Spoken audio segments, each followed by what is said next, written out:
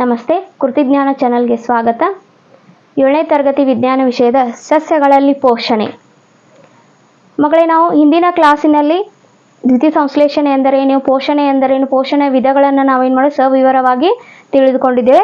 ಸಸ್ಯಗಳಲ್ಲಿ ಪೋಷಣೆ ಈ ಮುಂದಿನ ಭಾಗದ ಈ ಕಲಿಕಾಂಶದ ಮುಂದಿನ ಕಲಿಕಾಂಶಗಳನ್ನು ನಾವೇನು ಮಾಡೋಣ ಈ ವಿಡಿಯೋದಲ್ಲಿ ತಿಳಿದುಕೊಳ್ಳೋಣ. ಮಕ್ಕಳೇ, ಇಲ್ಲೊಂದು ನಾ ಏನು ಮಾಡೀನಿ, ಚಿತ್ರ ತೆಗೆದೀನಿ. ಛತ್ರಿ ಟೈಪ್ ಏನಿದೆ ಚಿತ್ರ ಇದೆ ಹೌದಾ. ಈ ರೀತಿ ಎಲ್ಲ ಸಸ್ಯಗಳನ್ನು ನೀವು ಕಂಡಿದ್ದೀರಾ? ಇವು ಎಲ್ಲಿ ಬೆಳಿತಾವಪ್ಪ ಅಂತಂತಂದ್ರೆ ಈ ಸಸ್ಯಗಳಿಗೆ ನಾವು ಏನಂತ ಕರಿತೀವಪ್ಪ ಅಂದ್ರೆ ಅಣಬೆ ಅಂತ ಕರಿತೀವಿ. ಹೌದಾ. ಅಣಬೆ ಏನ್ ಮಾಡ್ತೈತಿ, ತೇವಭರಿತವಾದ ಮಣ್ಣಿನಲ್ಲಿ ಮತ್ತು ತೇವಭರಿತವಾದ ಪ್ರದೇಶದಲ್ಲಿ ಅಂತ ಕೊಳೆಯುತ್ತಿರೋ ಪ್ರದೇಶದಲ್ಲಿ ಏನ್ ಮಾಡ್ತೈತ ಈ ಸಸ್ಯ ಏನ್ ಮಾಡ್ತೈತಿ, ಬೆಳೆತೈತಿ. ಹೌದಾ. ಅಣಬೆ ಅಂತ ನೀವು ಕೇಳಿದಿರ, ಮಶ್ರೂಮ್ ಅಂತ ನಾವ್ ಏನ್ ಮಾಡ್ತೀವಿ ಅದನ್ನ ಕರಿತೀವಿ. ಆಚೆ ಕಡೆ ನಾಯಿ ಕೋಡೆ ಅಂತ ನೀವು ಕೇಳಿರ್ಬೋದು. ಹೌದಾ. ಅವಾಗ ಇದು ಅಣಬೆ ಏನ್ ಮಾಡ್ತೈತಪ್ಪ, ತೇವಭರಿತ ಪ್ರದೇಶದಲ್ಲಿ ಬೆಳೆಯುತ್ತಿದೆ. ಇದಕ್ಕೆ ಏನೈತಪ್ಪ ಅಂತ ಈ ಬಣ್ಣ ಯಾವ್ದು ಇರ್ತೈತಿ, ಬಿಳಿ ಆಕಾರದಲ್ಲಿ ಬಿಳಿ ಬಣ್ಣದಲ್ಲಿ ಇರ್ತೈತಿ ಇದು. ಹೌದಾ. ಈ ಬಿಳಿ ಯಾಕೆ ಇರ್ತೈತಪ್ಪ ಅಂದ್ರೆ ಅದರಲ್ಲಿ ಏನಿರಲ್ಲ, ಕ್ಲೋರೋಫಿಲ್ ಇರಲ್ಲ. ಹಾಗಾಗಿ ಅದೇನಿರ್ತೈತಿ, ಕ್ಲೋರೋಫಿಲ್ ಇರಲಾರ್ದಕ್ಕೆ ಕ್ಲೋರೋಫಿಲ್ ಇತ್ತಂದ್ರೆ ಮಾತ್ರ ನಾವು ಏನ್ ಮಾಡ್ತಿದ್ವಿ, ದ್ಯುತಿ ಸಂಶ್ಲೇಷಣೆ ನಡೀತೆ ಅಂತ ನಾನು ನಿಮ್ಗೆ ಹೇಳಿದ್ದೀನಿ. ಹೌದಾ. ಇದರಲ್ಲಿ ಏನೈತಿ, ಕ್ಲೋರೋಫಿಲ್ ಇಲ್ಲ. ಹಾಗಾಗಿ ಇದು ದ್ಯುತಿ ಸಂಶ್ಲೇಷಣೆ ಮಾಡಂಗಿಲ್ಲ, ಆಹಾರ ತಯಾರ ಆಗೋದೇ ಇಲ್ಲ ಇದರಲ್ಲಿ. ಹೌದಾ. ಹಾಗಾಗಿ ಇದು ಆಹಾರ ಎಲ್ಲಿಂದ ಪೋಷಣೆ ಮಾಡ್ಕೋತದ, ಹೌದಾ, ಯಾವ ರೀತಿ ಪೋಷಣೆ ಮಾಡ್ಕೋತದ ಅನ್ನೋದನ್ನ ಈ ಸಸ್ಯಗಳಲ್ಲಿ ಇನ್ನಿತರ ಸಸ್ಯಗಳ ಪೋಷಣಾ ವಿಧಾನಗಳೇ ಬರ್ತಾವು. ಆ ಪೋಷಣಾ ವಿಧಾನಗಳನ್ನ ನಾವು ಈಗ ಮಾಡೋಣ, ಅಭ್ಯಾಸ ಮಾಡೋಣ. ಸಸ್ಯಗಳಲ್ಲಿ ಇತರ ಪೋಷಣಾ ವಿಧಾನಗಳು. ಎಷ್ಟು ಪೋಷಣಾ ವಿಧಾನಗಳು ಬರ್ತಾವಪ್ಪ ಅಂತಂದ್ರೆ ಸಸ್ಯಗಳಲ್ಲಿ 3 ತರಹದ ನಾವು ಏನ್ ಮಾಡ್ತೀವಿ, ಪೋಷಣಾ ವಿಧಾನಗಳನ್ನ ತಿಳ್ಕೊತೀವಿ. ಒಂದೇದು ಯಾವತ್ತಪ್ಪ ಅಂದ್ರೆ ಪರಪೋಷಿತ ಪೋಷಣಾ ವಿಧಾನ, ಎರಡನೇದು ಕೊಳತಿನ ಪೋಷಣಾ ವಿಧಾನ, ಮೂರನೇದು ಸಹಜೀವನ ಪೋಷಣಾ ವಿಧಾನ. ಹೌದಾ. ಈ ರೀತಿಯಾಗಿ ನಾವು 3 ಪೋಷಣಾ ವಿಧಾನಗಳನ್ನ ನಾವು ಏನ್ ಮಾಡ್ತೀವಿ, ಅಭ್ಯಾಸವನ್ನ ಮಾಡ್ತೀವಿ. ಮೊದಲನೇದಾಗಿ ಪರಪೋಷಿತ ಪೋಷಣಾ ವಿಧಾನವನ್ನ ಅಭ್ಯಾಸ ಮಾಡೋಣ. ಈಗ ಪರಪೋಷಿತ ಪೋಷಣಾ ವಿಧಾನ. ಪರಪೋಷಿತ ಅಂದ್ರೆ ಏನಪ್ಪಾ ಅಂತಂದ್ರೆ ಈಗ ಒಂದು ಸಸ್ಯ ಇದೆ. ಹೌದಾ. ಅದು ಯಾವ ಸಸ್ಯಪ್ಪ ಅಂತಂದ್ರೆ ಕಸ್ಕ್ಯೂಟ ಅನ್ನೋದಂಥದ್ದೊಂದು ಸಸ್ಯ ಇದೆ. ಹೌದಾ. ನಿಮ್ ಟೆಕ್ಸ್ಟ್ ಬುಕ್ ಒಳಗೂ ಅದನ್ನ ಏನ್ ಮಾಡ್ಯಾರ, ಸಸ್ಯದ ಚಿತ್ರವನ್ನ ಕೊಟ್ಟಿದ್ದಾರೆ. ಅದನ್ನ ಆ ಸಸ್ಯದ ಚಿತ್ರವನ್ನ ನಿಮ್ಗೆ ಈಗ ತೋರಿಸ್ತಾ ಇದ್ದೀನಿ ನಾನು.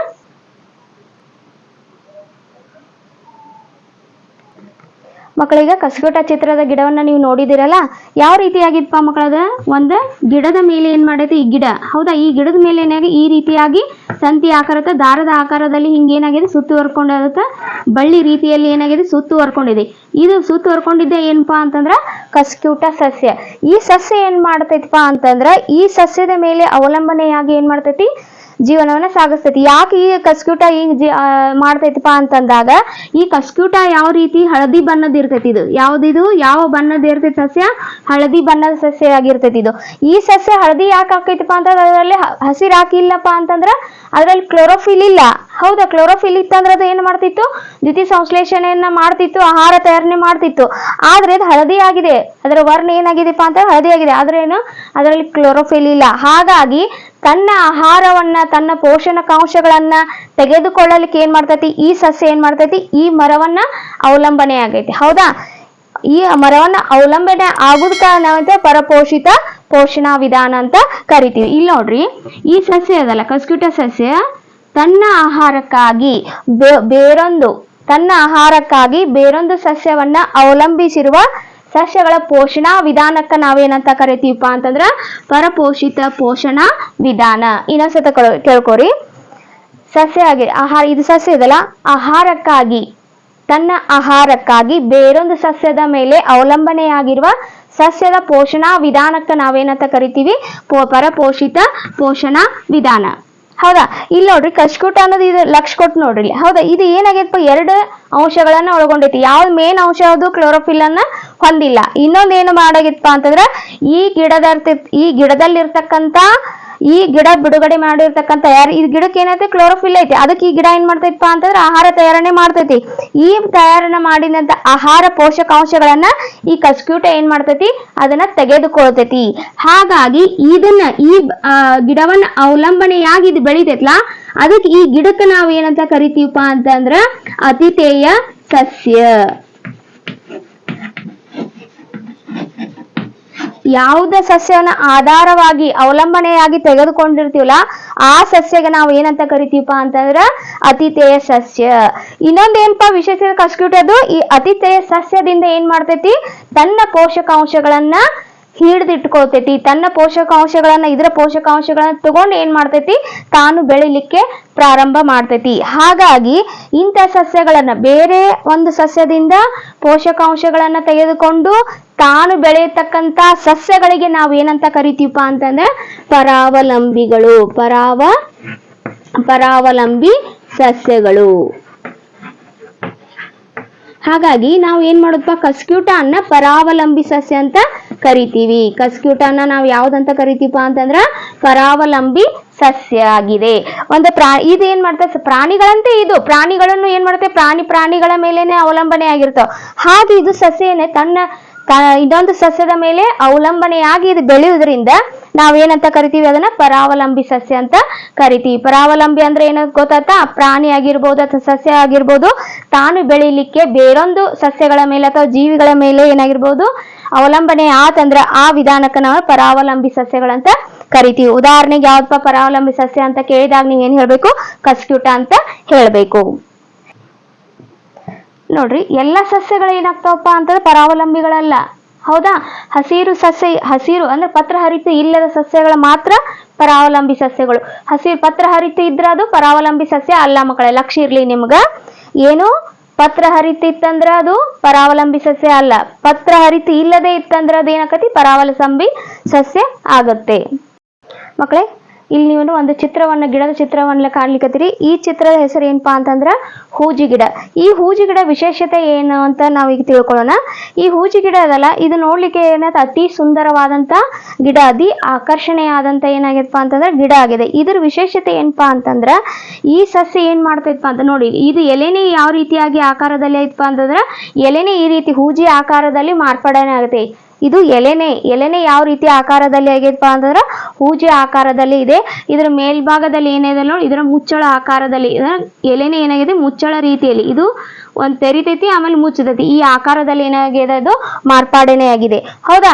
ಈ ಎಲೆ ಇದು ಏನಾಗೈತಪ್ಪ ಅಂದ್ರೆ, ಇಲ್ಲಿ ಏನಾಗ್ತದಪ್ಪ ಅಂತಂದ್ರೆ ಒಂದು ಕೀಟ ಆಗಿರ್ಬೋದು, ಒಂದು ಸೊಳ್ಳೆ ಆಗಿರ್ಬೋದು, ಹೌದಾ. ಕೀಟ ಏನ್ ಮಾಡ್ತೈತಿ, ಈ ಆಕರ್ಷಣೆ ಆದಂತ ಒಂದು ಎಲೆ ಮೇಲೆ ಬಂದು ಕೂತ ನಂತರ ಏನಾಕೈತಿಪ್ಪ ಅಂತಂದ್ರ ಈ ಮುಚ್ಚಳ ಏನಾಕೈತಿ, ಮುಚ್ಕೋತೈತಿ. ಯಾಕಪ್ಪ ಅಂತಂದ್ರ ಆ ಕೀಟ ಈ ಸಸ್ಯಕ್ಕೆ ಏನ್ ಬೇಕು, ಆಹಾರವಾಗಿ ತನ್ನ ಪೋಷಣೆಯನ್ನ ತಾನು ಮಾಡ್ಕೋಬೇಕಲ್ಲ.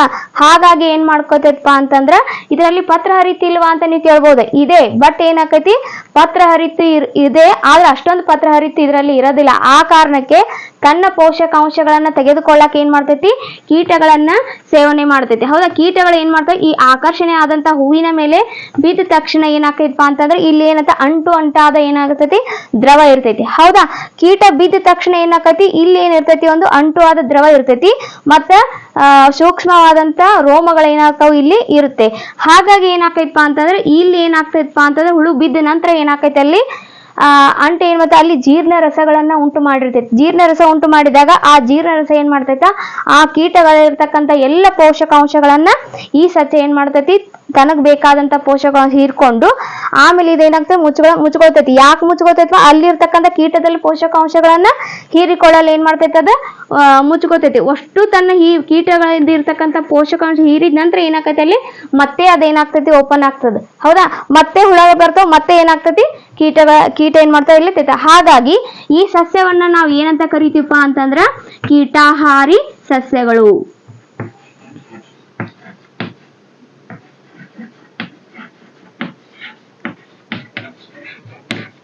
ಹೌದಾ. ಏನ್ಪಾ ಡೆಫಿನಿಷನ್ ಏನ್ ಕೊಡ್ಬೋದಪ್ಪ ಅಂತಂದ್ರ, ಕೀಟಗಳನ್ನ ತಿಂದು ಬದುಕುವ ಸಸ್ಯಗಳನ್ನ ನಾವೇನಂತ ಕರಿತೀವಪ್ಪ ಅಂತಂದ್ರ ಕೀಟಾಹಾರಿ ಸಸ್ಯಗಳನ್ನು ಎನ್ನುತ್ತೇವೆ. ಕೀಟಗಳನ್ನ ತಿಂದು ಬದುಕುವ ಸಸ್ಯಗಳನ್ನ ನಾವು ಕೀಟಾಹಾರಿ ಸಸ್ಯಗಳಂತ ಕರಿತೀವಿ. ಉದಾಹರಣೆಗೆ ಇನ್ನೊಂದಿಷ್ಟು ಬರ್ತಾವ ಕೀಟಾಹಾರಿ ಸಸ್ಯಗಳು. ಯಾವಪ್ಪ ಅಂತಂದ್ರ, ಮೊದಲೇದು ಹೂಜಿ ಗಿಡ ಅಂತ ನಾ ಈಗ ಆವಾಗ್ಲೇ ನೀವು ತಿಳ್ಕೊಂಡಿದ್ದೀವಿ, ಹೌದಾ. ಹೂಜಿ ಗಿಡ, ಡ್ರಾಸಿರಾ,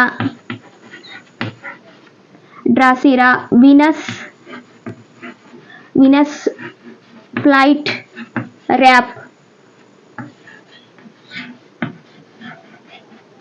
ಹೂಜಿ ಗಿಡ, ಡ್ರಾಸಿರಾ, ವಿನಸ್ ಫ್ಲೈಟ್ ರ್ಯಾಪ್, ಮತ್ತೆ ಇನ್ನೊಂದು ನೆಪಂಥಿಸ್ ಅಂತ ಬರ್ತೈತಿ. ನೆಪಂಥಿಸ್. ಇನ್ನೊಂದು ಕೀಟಹಾರಿ ಸಸ್ಯ ಬರ್ತೈತೆ, ಅದು ಯಾವ್ದಪ್ಪ ಅಂದ್ರೆ ಯುಟ್ರಿಕ್ಯುಲೇರಿಯಾ.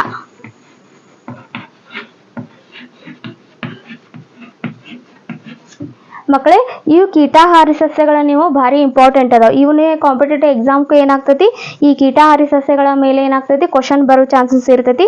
ಹಾಗಾಗಿ ಈ ಕೀಟಹಾರಿ ಸಸ್ಯಗಳನ್ನ ನೀವು ಒಂದ್ಸತ ಲಕ್ಷ ಕೊಟ್ಟು ನೋಡ್ಕೊಂಡು ಅದನ್ನ ಇದನ್ನ ಮಾಡ್ಕೋರಿ. ಹೌದಾ. ನಂತರ ನಾವು ಏನ್ ಮಾಡ್ತೀವಪ್ಪ ಅಂತಂದ್ರೆ, ಕೀಟಹಾರಿ ಸಸ್ಯ ಆದ ನಂತರ ಕೊಳತಿನಿ ಪೋಷಣಾ ವಿಧಾನವನ್ನ ನಾವು ಏನ್ ಮಾಡ್ತೀವಿ, ಈಗ ಅಭ್ಯಾಸ ಮಾಡ್ತೀವಿ. ಎರಡನೇ ಪೋಷಣಾ ವಿಧಾನ ಕೊಳತಿನಿ ಪೋಷಣಾ ವಿಧಾನ. ಹೌದಾ. ಕೊಳತಿನಿ ಪೋಷಣಾ ವಿಧಾನ ಅಂತಂದಾಗ ನಾವ್ ಏನ್ ಹೇಳೋ ಅವಾಗ ನಿಮ್ಗೆ ಹೇಳಿದೆ, ಅಣಬೆ ಅಂತ ಹೇಳಿದೆ. ಹೌದಾ. ಇದೇನ್ ಮಾಡ್ತೈತಿ, ತೇವಭರಿತವಾದಂಥ ಸಸ್ಯಗಳ ಮೇಲೆ ಬೆಳಿತೈತಿಪ್ಪ. ಮತ್ತೆ ಏನ್ ಮಾಡ್ತೈತಿ, ಕೊಳೆಯುತ್ತಿರೋ ಪ್ರದೇಶದಲ್ಲಿ ಬೆಳಿತೈತೆ ಹೇಳಿದೆ ನಾನು. ಹೌದಾ. ಇದು ಯಾವ ರೀತಿ ಕೊಳೆಯುತ್ತಿರೋ ಪ್ರದೇಶದ ಮೇಲೆ ಬೆಳಿತೈತೆ ಅನ್ನೋ ಪೋಷಕಗಳು ಯಾವ ರೀತಿ ತೆಗೆದುಕೊಳ್ತೈತಪ್ಪ ಅಂತಂದ್ರೆ, ಒಂದು ಎಕ್ಸಾಂಪಲ್ ತೋರಿ. ನೀವು ಬ್ರೆಡ್ ಅನ್ನ 3-4 ದಿವಸಗಳ ಕಾಲ ಮನೆಯಾಗ ಇಟ್ಟಾಗ ಅದ್ರ ಮೇಲೆ ಏನಿರ್ತೈತಿ, ಬೂಸ್ಟ್ ಬಂದಿರ್ತೈತಿ. ಹೌದಾ. ಕೊಬ್ಬರಿಯನ್ನ ನೀವು ಹೊರಗಡೆ ಇಟ್ಟಿರ್ತಕ್ಕಂಥದ್ರ ಮೇಲೆ ಕಪ್ಪು ಬಣ್ಣದ ಏನಾಗಿರ್ತೈತಿ, ಬೂಸ್ಟ್ ಬಂದಿರ್ತೈತಿ. ಹೌದಾ. ಟೊಮ್ಯಾಟೊ ಕೊಳ್ತಾಗ ಟೊಮ್ಯಾಟೊ ಹಣ್ಣಿನಲ್ಲಿ ಏನದು ವೈಟ್ ಕಲರ್ದ ಒಂದು ಬೂಸ್ಟ್ ಬಂದಿರ್ತೈತಿ. ಯಾಕೆ ಆ ರೀತಿಯಾಗಿ ಬಂದಿರ್ತೈತಿಪ್ಪ ಅಂತಂದ್ರೆ, ಅಲ್ಲಿ ಏನಾಗ್ತೈತಿಪ್ಪ, 2-3 ದಿವಸಗಳ ತೇವಭರಿತವಾದ ಇದರಲ್ಲಿ ಇಟ್ಟಾಗ ಅಲ್ಲಿ ಏನಾಗ್ತದಪ್ಪ ಅಂತಂದ್ರೆ, ಅಲ್ಲಿ ಶಿಲೀಂಧ್ರಗಳು ಏನಾಗ್ತಾವ, ಅಲ್ಲಿ ಉಂಟಾಗ್ತಾವ. ಹೌದಾ. ಶಿಲೀಂಧ್ರಗಳು ಏನಾಗ್ತಾವ, ಅಲ್ಲಿ ಹುಟ್ಟುತ್ತಾವ. ಹೌದಾ. ಇವು ಏನ್ ಮಾಡ್ತಾವಪ್ಪ ಅಂತಂದಾಗ, ಒಂದಿಷ್ಟು ಶಿಲೀಂಧ್ರಗಳು ಹಾನಿಕಾರಕನಾಗ್ಯಾವ, ಒಂದಿಷ್ಟು ಶಿಲೀಂಧ್ರಗಳು ನಮ್ಗೆ ಏನಾಗ್ತಾವ, ಉಪಯುಕ್ತನೂ ಏನಾಗ್ಯಾವ, ಉಪಯುಕ್ತಕಾರಿನೂ ಆಗ್ಯಾವ. ಹಾಗಾಗಿ ಹೆಂಗ್ ಬೆಳಿತಪ್ಪ ಇದು ಶಿಲೀಂಧ್ರ, ತನ್ನ ಪೋಷಕಾಂಶಗಳನ್ನ ಎಲ್ಲಿಂದ ಪಡ್ಕೊಳ್ತು, ಬ್ರೆಡ್ ನಿಂದ ಏನ್ ಮಾಡ್ತದೆ, ತನ್ನ ಪೋಷಕಾಂಶಗಳನ್ನ ತೆಗೆದುಕೊಳ್ಳುತ್ತೆ. ಹಾಗೆ ಏನ್ ಮಾಡ್ತೈತಪ್ಪ ಅಂದ್ರೆ, ಕೊಳತಿನಿಗಳು ಏನ್ ಮಾಡ್ತಾವಪ್ಪ ಅಂತಂದ್ರೆ, ಕೊಳತಿಗಳ ಬೆಸ್ಟ್ ಉದಾಹರಣೆ ಯಾವಪ್ಪ, ಅಣಬೆನ. ಇದು ಏನ್ ಮಾಡ್ತೈತಪ್ಪ ಅದ ಸತ್ತ ಮತ್ತು ಬೇರೊಂದು ಅಂದ್ರೆ ಮಣ್ಣಿನ ತೇವಭರಿತವಾದ ಮಣ್ಣಿನಿಂದ ಏನಾಗ್ತೈತಿ, ತನ್ನ ಪೋಷಕಾಂಶಗಳನ್ನ ತೆಗೆದುಕೊಂಡು ಏನ್ ಮಾಡ್ತೈತಿ, ಹಿಡಿದಿಟ್ಟುಕೊಂಡು ತೆಗೆದುಕೊಂಡು ತನ್ನ ಪೋಷಣೆಯನ್ನ ಮಾಡ್ಕೊಳ್ಳೋದಕ್ಕ ನಾವೇನು ಕರಿತೀವಿ, ಕೊಳತಿನಿ ಪೋಷಣಾ ವಿಧಾನ ಅಂತ ಕರಿತೀವಿ. ಇನ್ನೊಂದ್ಸತ ನೋಡ್ರಿ, ಕೊಳೆತಿರೋ ಪೋಷಣಾ ವಿಧಾನ ಅಂತಂದ್ರ, ಸತ್ತ ಮತ್ತು ಕೊಳೆಯುತ್ತಿರುವ ವಸ್ತುಗಳಿಂದ ಜೀವಿ ಏನ್ ಮಾಡ್ತೈತಪ್ಪ ಅಂತಂದ್ರ, ತನ್ನ ಪೋಷಕಾಂಶಗಳನ್ನ ತೆಗೆದುಕೊಳ್ಳುವ ಪೋಷಣಾ ವಿಧಾನಕ್ಕೆ ನಾವೇನಂತ ಕರಿತೀವಿ, ಕೊಳತಿನಿ ಪೋಷಣಾ ವಿಧಾನ ಅಂತ ಕರಿತೀವಿ. ಹೌದಾ. ಯಾವ ಜೀವಿ ಏನ್ ಮಾಡ್ತೈತಿ, ಯಾವ ಜೀವಿ ಸತ್ತ ಮತ್ತು ಕೊಳೆತಿರೋ ಪ್ರದೇಶದಿಂದ ತನ್ನ ಪೋಷಕಾಂಶಗಳನ್ನ ತೆಗೆದುಕೊಳ್ತೈತಿಲ್ಲ, ಆ ಜೀವಿಗಳಿಗೆ ನಾವು ಏನಂತ ಕರಿತೀವಪ್ಪ ಅಂತಂದ್ರ, ಕೊಳತಿನಿಗಳು ಅಂತ ಕರಿತೀವಿ. ಹೌದಾ. ಕೊಳತಿನಿಗಳು. ಈ ಕೊಳತಿನಿಗಳಿಗೆ ಬೆಸ್ಟ್ ಉದಾಹರಣೆ ಯಾವ್ದಪ್ಪ ಅಂತಂದ್ರ, ಅಣಬೆ. ಮೂರನೇದ್ದು ಸಹಜೀವನ ಪೋಷಣಾ ವಿಧಾನ. ಸಹಜೀವನ ಪೋಷಣಾ ವಿಧಾನವನ್ನ ನಾವೇನ್ ಮಾಡೋಣ, ಈಗ ಅಭ್ಯಾಸ ಮಾಡೋಣ.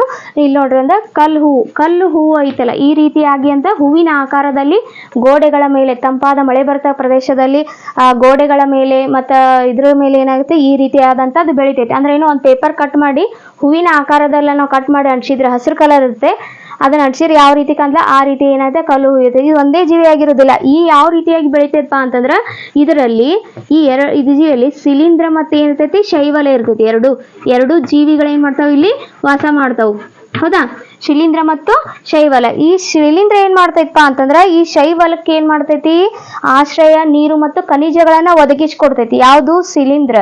ಹೌದಾ. ಇದಕ್ಕೆ ಏನಿರಲ್ಲ ಇದು ಏನ್ ಮಾಡ್ತೈತಪ್ಪ ಅಂದ್ರೆ, ಹಸಿರು ಶೈವಲಗಳನ್ನ ನೀವು ಕೇಳಿರ್ಬೋದು. ಹಸಿರು ಶೈವಲಗಳದಾವ, ಕಂದು ಶೈವಲ ಮತ್ತು ಕೆಂಪು ಶೈವಲಗಳದ ಅದಾವ. ನೀವು 10th ಕ್ಲಾಸಿಗೆ ಹೋದಂಗೆಲ್ಲ 9th ಕ್ಲಾಸಿಗೆ ಹೋದಂಗೆಲ್ಲ ಶೈವಲಗಳನ್ನ ಕಾಣ್ತೀರಿ. ಹೌದಾ. ಈ ಶೈವಲ ಏನ್ ಮಾಡ್ತೈತಪ್ಪ ಅಂತಂದ್ರೆ, ತನ್ನ ಆಹಾರವನ್ನ ತಾನು ತಯಾರಿಸ್ಕೊತೈತಿ. ಅಂದ್ರೆ ಆಹಾರ ತಯಾರಿಸಿ, ಇದು ಶಿಲೀಂಧ್ರ ಏನ್ ಮಾಡ್ತೈತಿ, ಶೈವಲಕ್ಕ ನೀರು, ಆಶ್ರಯ ಮತ್ತು ಖನಿಜಗಳನ್ನ ಒದಗಿಸ್ಕೊಡ್ತೈತಿ. ಇದು ಶೈವಲ ಏನ್ ಮಾಡ್ತೈತಪ್ಪ, ಶಿಲೀಂಧ್ರಕ್ಕ ಆಹಾರವನ್ನ ಒದಗಿಸ್ಕೊಡ್ತೈತಿ. ಇವೆರಡು ತಮ್ಮ ತಮ್ಮ ಸಹಯೋಗದೊಂದಿಗೆ ಏನ್ ಮಾಡ್ತಾವಪ್ಪ ಅಂತಂದ್ರ, ಇದಕ್ಕಿದು ಹೆಲ್ಪ್ ಆಗಿದೆ, ಇದಕ್ಕಿದು ಹೆಲ್ಪ್. ಹಾಗಾಗಿ ನಾವೇನ್ಕ ಇದು ಕಲ್ಲು ಹೂ ಏನೋ ಒಂದು ಪೂರವಾದ ರೀತಿಯಲ್ಲಿ ಈ ಎರಡು ಕ್ರಿಯೆ ನಡೆದಿಂದ ಈ ಕಲ್ಲು ಹೂ ಏನಾಕೈತಪ್ಪ ಅಂತ ತನ್ನ ಆಹಾರನ ಪೋಷಣೆಯನ್ನ ಮಾಡ್ಕೋತೈತೆ. ಹೌದಾ. ಒಂದು ಜೀವಿ ಇನ್ನೊಂದು ಜೀವಿಗೆಂತ ಸಹವಾಗಿ ಏನಾಗತಿ, ಡಿಪೆಂಡ್ ಆಗ್ಯಾವ. ಹೌದಾ. ಹಾಗಾಗಿ ನಾವು ಏನಂತ ಕರಿತೀವಪ್ಪ ಅಂದ್ರೆ, ಸಹಜೀವನ ಪೋಷಣಾ ವಿಧಾನ ಅಂತ ಕರಿತೀವಿ. ಹೌದಾ. ಒಂದು ಜೀವಿ ಆಗಿರ್ಬೋದು ಏನಂತ ಒಟ್ಟಿಗೆ ಏನ್ ಮಾಡ್ತಾವಲ್ಲಿ ಜೀವನವನ್ನ ಸಾಗಿಸ್ತಾವು. ಮತ್ತೆ ಏನ್ ಮಾಡ್ತಾವಪ್ಪ ಅಂತಂದ್ರ, ಪರಸ್ಪರ ತಮ್ಮ ಪೋಷಕಗಳನ್ನ ಹಂಚ್ಕೋತಾವ್. ಹೌದಾ. ಹಂಚ್ಕೊಳ್ಳೋದ್ರಿಂದ ನಾವೇನಂತ ಕರಿತೀವಿ, ಅವಕ್ಕ ಸಹಜೀವನ ಪೋಷಣಾ ವಿಧಾನ ಅಂತ ಕರಿತೀವಿ. ಪೋಷಕಗಳು ಮಣ್ಣಿನಲ್ಲಿ ಹೇಗೆ ಪುನರ್ಬಳಕೆ ಆಗ್ತಾವ ಇಲ್ವಾ ಅನ್ನೋದನ್ನ ನೋಡೋಣ. ಅಂದ್ರೆ ಏನಪ್ಪಾ ಅಂತಂದ್ರೆ ನಾವು ಸಸ್ಯಗಳನ್ನ ಬೆಳೆಸ್ತೀವಿ. ಹೌದಾ, ಸಸ್ಯಗಳು ಬೆಳೆಸಿದ ನಂತರ ಸಸ್ಯಗಳು ಏನ್ ಮಾಡ್ತಾವು, ಭೂಮಿಯಲ್ಲಿರ್ತಕ್ಕಂಥ ಪೋಷಕಾಂಶಗಳನ್ನ ತೆಗೆದುಕೊಂಡು ಏನ್ ಮಾಡ್ತಾವ, ಸಸ್ಯಗಳು ಬೆಳಿತಾವ. ಮತ್ತೆ ಅದೇ ರೀತಿ ನಾವು ಹಂಗೆ ಹೊಲದಾಗ ಏನ್ ಮಾಡ್ತೇವೆ, ಅದೇ ರೀತಿ ಬೆಳ್ಕೋತ ಹೋದ್ರೆ ಮಣ್ಣಿನಲ್ಲಿರ್ತದ ಫಲವತ್ತತೆ ಏನಾಗ್ತದಪ್ಪ ಅಂತಂದ್ರೆ ಕಡಿಮೆ ಆಗ್ತದೆ. ಮಣ್ಣಿನ ಫಲವತ್ತತೆ ನಾವು ಹೆಚ್ಚಿಸ್ಬೇಕಂದ್ರೆ ನಾವ್ ಏನ್ ಮಾಡ್ತೀವಪ್ಪ ಅಂತಂದ್ರೆ ಸಾರಜನಕಯುಕ್ತವಾದಂತಹ, ನೈಟ್ರೋಜನ್ ಯುಕ್ತವಾದಂಥ ಗೊಬ್ಬರಗಳನ್ನ ಏನ್ ಮಾಡ್ತೀವಿ, ಹೊಲಕ್ಕೆ ನಾವು ಹಾಕೋದ್ರಿಂದ ಏನಾಕತಿ, ಮತ್ತೆ ಫಲವತ್ತತೆಯನ್ನು ಹೆಚ್ಚಿಸಿ ನಾವು ಬೆಳೆಗಳನ್ನ ಬೆಳಿತೀವಿ. ಅದಾಗಿ ಏನಾಗ್ತದೆ, ಅಷ್ಟೊಂದು ನಾವು ಪ್ರೋಟೀನ್ ಯುಕ್ತ ಆಹಾರಗಳನ್ನ ಪಡಿಲಿಕ್ಕೆ ಆಗೋದಿಲ್ಲ. ಅವಾಗ ನಮ್ಗೆ ಏನಾಗ್ತದೆ, ವಾತಾವರಣದಲ್ಲಿ ಏನೈತಪ್ಪ, ನೈಟ್ರೋಜನ್ ಹೇರಳವಾಗೈತಿ. ಹೌದಾ, ಈ ನೈಟ್ರೋಜನ್ ಅನ್ನ ಏನ್ ಮಾಡ್ತೈತಪ್ಪ ಅಂತಂದ್ರ ಒಂದು ಬ್ಯಾಕ್ಟೀರಿಯಾ ಐತಿ, ಅದು ಯಾವತ್ತಪ್ಪ, ರೈಜೋಬಿಯಂ. ರೈಜೋಬಿಯಂ ಅನ್ನೋದು ಬ್ಯಾಕ್ಟೀರಿಯಾ ಏನ್ ಮಾಡ್ತೈತಪ್ಪ ಅಂತಂತಂದ್ರ ಇದು ವಾತಾವರಣದಲ್ಲಿರ್ತಕ್ಕಂಥ ನೈಟ್ರೋಜನ್ ಅನ್ನ ಏನ್ ಮಾಡ್ತೈತಪ್ಪ ಅಂತಂತಂದ್ರ ಅದನ್ನ ಹೀರ್ಕೋತೈತಿ. ನೈಟ್ರೋಜನ್ ಅನ್ನ ತಗೊಂಡು ಏನ್ ಮಾಡ್ತೈತಿ, ಅದು ಕರಗಬಲ್ಲ ರೂಪಕ್ಕೆ ಪರಿವರ್ತನೆ ಮಾಡ್ತದೆ, ಅದನ್ನ ಕರಗಿಸ್ತೈತಿ. ಹೌದಾ, ನೈಟ್ರೋಜನ್ ಇದ್ದಿದ್ದ ನೈಟ್ರೇಟ್ ಅಥವಾ ನೈಟ್ರೋಜನ್ ಸಾರಜನಕದ ಸಂಯುಕ್ತಗಳನ್ನಾಗಿ ಏನ್ ಮಾಡ್ತೈತಿ, ಇದು ಬ್ಯಾಕ್ಟೀರಿಯಾ ಮಾಡಿ ಏನ್ ಮಾಡ್ತೈತಪ್ಪ ಅಂತ ಮಣ್ಣಿಗೆ ಒದಗಿಸ್ಕೊಡ್ತೈತಿ. ಮಣ್ಣಿಗೆ ಒದಗಿ ಸಸ್ಯದಲ್ಲಿರ್ತಕ್ಕಂಥ ಪೋಷಕಾಂಶಗಳನ್ನ ತೆಗೆದುಕೊಂಡು ಏನ್ ಮಾಡ್ತೈತಿ, ಇದು ರೈಜೋ ತನ್ನ ಜೀವನವನ್ನ ಸಾಗಿಸ್ತೈತಿ. ಹಾಗೆ ನಾವು ಏನ್ ಮಾಡ್ತೀವಿ, ಸಹಜೀವನ ನೋಡಿ, ಇದು ಏನ್ ಮಾಡ್ತೈತಿ, ಸಸ್ಯಕ್ಕೆ ಪೋಷಕಗಳನ್ನ ಕೊಡ್ತೈತಿ. ಸಸ್ಯ ಏನ್ ಮಾಡ್ತೈತಿ, ಇದಕ್ಕೆ ಪೋಷಕಗಳನ್ನ ಕೊಡೋದ್ರಿಂದ ನಾವು ಇದನ್ನ ಏನ್ ಕರಿತೀವಿ, ಸಹಜೀವನ ಪೋಷಣಾ ವಿಧಾನ ಅಂತ ನಾವು ಕರಿತೀವಿ ಇಲ್ಲಿ. ಹೌದಾ, ಈಗ ನಾವು ಏನ್ ಮಾಡ್ತೀವಿ, ಈ ರೀತಿ ನಾವು ಬ್ಯಾಕ್ಟೀರಿಯಾಗಳಿಂದ ಆಗಿರ್ಬೋದು, ಈ ರೀತಿ ಅಗದಿ ಸಮೃದ್ಧವಾದಂತ ನಾವು ಪ್ರೋಟೀನ್ ಅಂಶ ಇರತಕ್ಕಂಥ ಆಹಾರಗಳನ್ನ ಏನ್ ಮಾಡ್ತೀವಿ, ನಾವು ಪಡಿತಾ ಹೋಗ್ತೀವಿ. ಇದು ರೈಜೋಬಿಯಂ ಬ್ಯಾಕ್ಟೀರಿಯಾ ಏನ್ ಹೇಳಪ್ಪ ಅಂತಂದ್ರೆ ದ್ವಿದಳ ಸಸ್ಯಗಳು ಇರ್ತಾವಲ್ಲ, ದ್ವಿದಳ ಸಸ್ಯಗಳ ಅಂತಂದ್ರೆ 2 ದಳಗಳ ಇರ್ತಕ್ಕಂಥ ಕಾಳುಗಳೇನಾದ್ರು ದ್ವಿದಳ ಇರ್ತಾವ. ಆ ಸಸ್ಯಗಳಲ್ಲಿ ಗಂಟುಗಳು ಇರ್ತಾವ ಹಿಂಗೆ. ಹೌದಾ, ಬೇರುದಲ್ಲಿ ಏನಿರ್ತಾವ, ಈ ಗಂಟುಗಳಿರ್ತವೆ. ಈ ಗಂಟುಗಳಲ್ಲಿ ಏನಿರ್ತಾವ, ರೈಜೋಬಿಯಂ ಬ್ಯಾಕ್ಟೀರಿಯಾಗಳು ಏನ್ ಮಾಡ್ತಾವ, ವಾಸ ಮಾಡಿರ್ತವೆ. ಇದನ್ನ ಏನ್ ಮಾಡ್ತೈತಿ, ಇಲ್ಲಿ ಬ್ಯಾಕ್ಟೀರಿಯಾಗಳು ನೈಟ್ರೋಜನ್ ಅನ್ನ ಏನ್ ಮಾಡ್ತೈತಿ, ಅದ ನೈಟ್ರೇಟ್ಗಳಾಗಿ ಮಾಡ್ಪಟ್ಟು ಇದೇನು ಮಣ್ಣನ್ನ ಫಲವತ್ತತೆಯನ್ನಾಗಿ ಮಾಡಿ ಏನಾಗ್ತದೆ, ನಮಗ ಪ್ರೋಟೀನ್ ಯುಕ್ತ ಆಹಾರಗಳನ್ನ ತಯಾರಿಸಲಿಕ್ಕೆ ನಮ್ಗೆ ಏನಾಗ್ತೈತಿ, ಈ ಬ್ಯಾಕ್ಟೀರಿಯಾ ಆಗ್ತದೆ ಉಪಯುಕ್ತವಾದಂತದ್ದನ್ನ. ನೋಡ್ರಿ, ನಿಸರ್ಗನೇ ಇಷ್ಟು ಸಹಜೀವನವಾಗಿ ಮಾಡ್ಕೊಂಡು ಹೊಂಟೈತೆ ಅಂದ್ಮೇಲೆ ಮನುಷ್ಯರಾಗಿ ನಾವು ಕೂಡಿ ಬಾಳಿದರೆ ಸ್ವರ್ಗ ಸುಖ ಅನ್ನೋದನ್ನ ನಾವು ಇದರಿಂದ ನಾವು ನಿಸರ್ಗದಿಂದ ನಾವು ಏನ್ ಮಾಡೋದು, ತಿಳಿದುಕೊಳ್ಳಕ್ಕೂ ಸಾಧ್ಯ ಇದೆ. ಮಕ್ಕಳೇ, ಈ ಅಧ್ಯಾಯದಲ್ಲಿ ಬರ್ತಕ್ಕಂಥ ಎಲ್ಲ ಕಲಿಕಾಂಶಗಳನ್ನ ನಾವು ಈಗ ಪೂರ್ಣವಾಗಿ ಅಭ್ಯಾಸ ಮಾಡಿದೀವಿ. ಈ ಅಭ್ಯಾಸ ಎಲ್ಲ ನಿಮಗೆ ಪೂರ್ಣವಾಗಿ ತಿಳಿದಿದೆ ಅಂತ ನಾನು ಭಾವಿಸ್ತಾ ಇದ್ದೀನಿ. ಹಾಗಾಗಿ ಈ ವಿಡಿಯೋನ ಇಲ್ಲಿಗೆ ಮುಗಿಸ್ತಾ ಇದ್ದೀನಿ. Thank you.